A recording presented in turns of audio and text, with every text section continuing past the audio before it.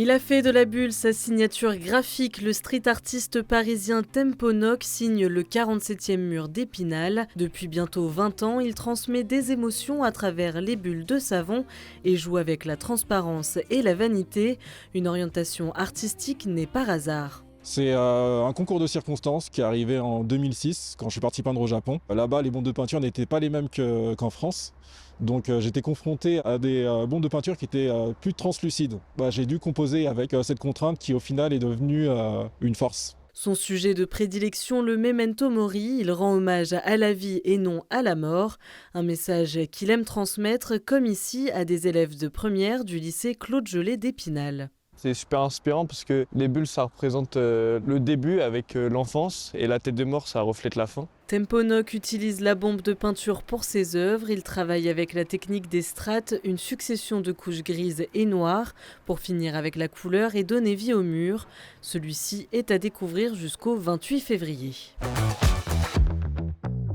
Un prêt exceptionnel s'est opéré entre le musée d'Orsay de Paris et le musée d'art moderne de Troyes. Les œuvres La banlieue de Georges Seurat et Saint-Tropez, La bouée rouge de Paul Signac ont été échangées.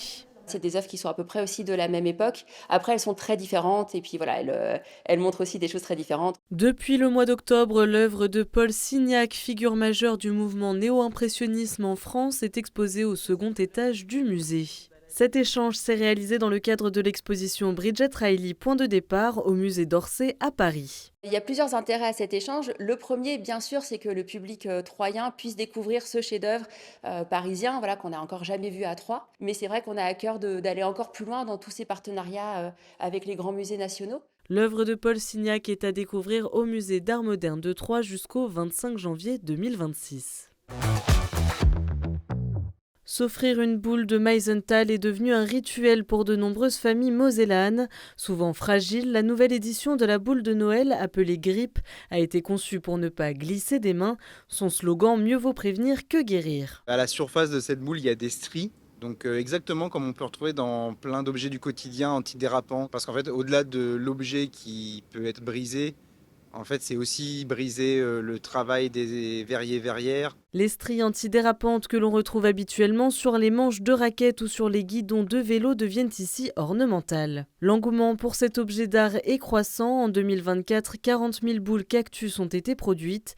Pour 2025, la production sera plus que doublée. Elles seront en vente à Metz, Strasbourg, Célestat et directement à la manufacture. Le service de Click & Collect ouvrira dès le 18 novembre.